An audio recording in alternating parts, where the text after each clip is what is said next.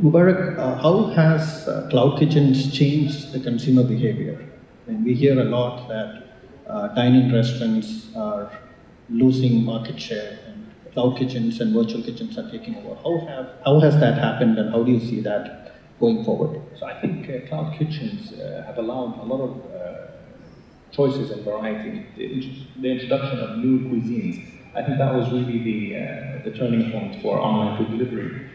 Previously, a lot of people were opening traditional delivery type restaurants, pizzas, burgers, and I think once people started to order food that they usually go out and eat in a restaurant, that's when cloud kitchens basically capitalized on providing different types of brands that weren't available to customers. And I think now when you look at your order history compared to maybe 5-6 years ago, it's completely different. You're ordering food that you would have never thought you would order, and I think cloud kitchens made that possible.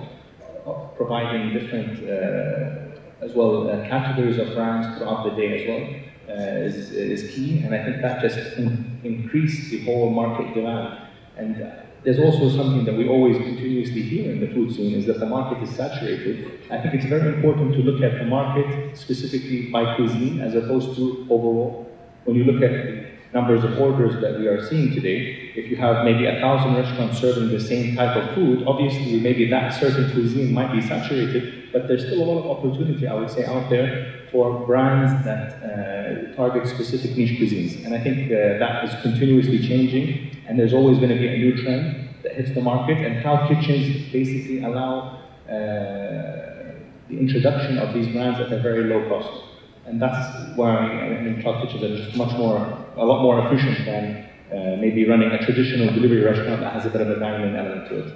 So you manage everything from a tech, from your home country? So our headquarters is in Kuwait. We're based in Kuwait, and we also have offices in Dubai and Qatar. It's very important, I think, to have a presence in each market to really understand what's happening on the ground.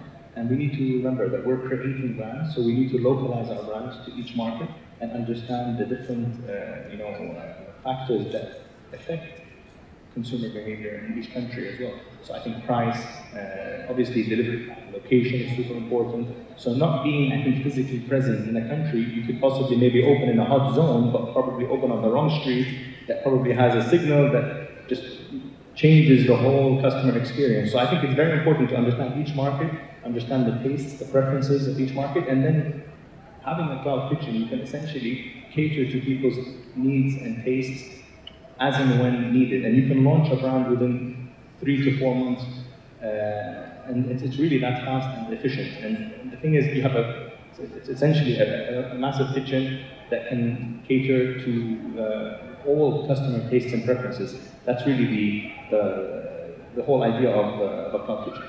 Brilliant. Mubarak, would you open a physical store for any of your brands? I think ordering, emotional experience. You guys touched a really important point. I think it's super important. Use the overall delivery time. It's super important to make sure that the accuracy of information is correct. So when you get an order from the aggregators, if without integration, you'd have to manually punch it into your system.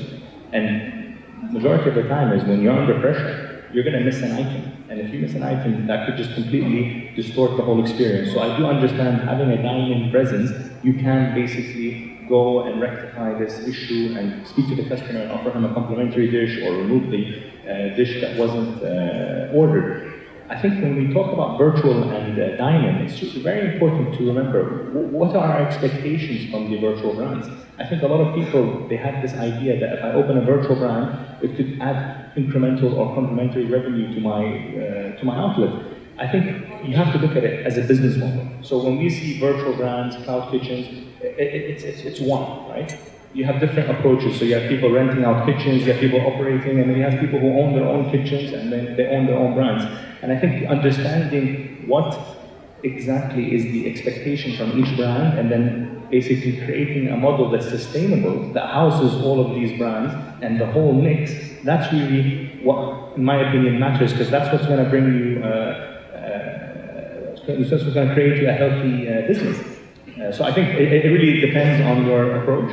But if you're trying to do everything, it's very difficult in my opinion. I think it's a challenge because you have different people. I mean, in your organization, they're going to be telling you to do different things. But when you're focused and specialized, I think it makes things a lot more straightforward and simple.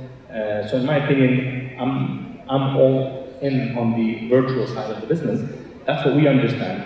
When it comes to dining, it's something that we attempted at doing, and we failed. And we tried, and we failed, and we tried again, and then we also failed. So I think it's also down to experimentation, and I think we learn from our failures. I know it's a naughty question, but the one that you failed in, was it a franchise or was it? We've never worked a franchise. We only had our local brands, and to be honest, we opened the dine-in. It did really well, but then what we realized was, as soon as the complex next door opened, customers just shifted. And then that complex was empty, and then we attempted at doing it again. We opened in a mall this time, in a closed mall. We had a good 2-3 year run, and then what happened was delivery just completely started to carry the business. So we did attempt throughout our 10-year journey to tackle and create a successful dine-in restaurant. But the thing is, when you look at the competition as well from the dining side of things, it's fierce.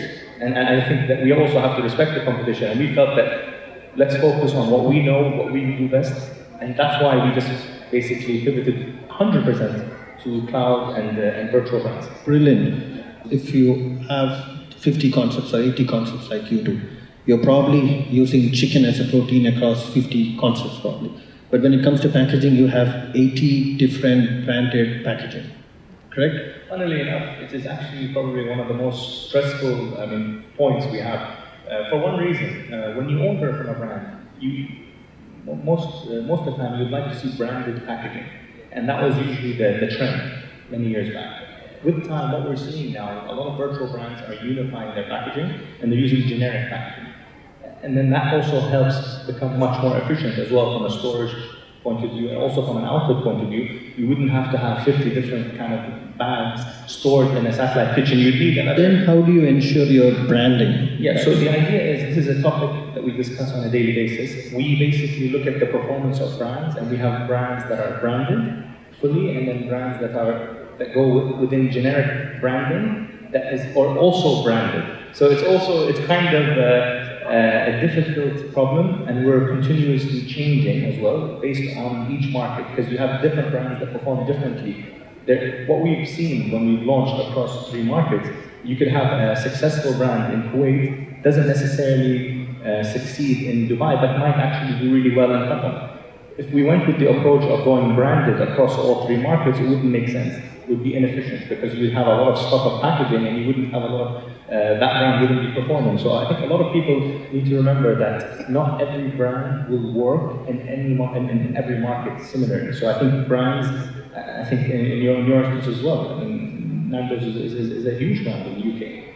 And I think it also, opened across the GCC, opened in Kuwait very early on. And I don't think that people maybe understood that brand. I'm a big fan of Nando's personally. I used to go to Nando's all the time, and I understand what that brand means. But maybe in Kuwait, perception of that brand wasn't known. People don't know Nando's. Maybe they didn't familiarize themselves with it, and it takes time. So sometimes even power brands, in my opinion, might struggle from market to market, and that's what we've seen. We came into Kuwait and then we left and we didn't come back. It's strange because I know a lot of people who love that brand specifically, but what I'm trying to say is that virtual brands, and I would say power brands on a global level, also don't necessarily work in every single market. So I think having a more efficient approach, having generic packaging that's also branded in a way. So what we do is we have bags that are, we've created a brand called One Eatery, that is our virtual food hall, and we use the One Eatery brand to basically, across all of our brands. One Eatery brand packaging, across the 50 brands, and then we handpick brands that are performing really well, and we make sure that these brands are branded. Great. I think the delivery time is a big issue. We're seeing that, and I think that's something that's outside of the cloud kitchen operator's hands, because it's in the hands of the aggregators. And I think a lot of customers, myself included, when we order, we see a time that's quoted, and then that time could possibly change after ordering. And then that whole stressful period of contacting the aggregator or trying to get in touch with the restaurant is creating a lot of stress, I think, across, from the operator side to the aggregator to the customer. And I think there's also a lot to be done connecting customers with the restaurants. I think there's a big room here for improvement. Having direct contact with customers, I think, is something that's super important. Being able to reach out to the customer, and I think that's, in my opinion, just delivery time and being able to interact with customers much more freely, I think, is something that needs to be addressed. That's a hot topic with aggregators involved.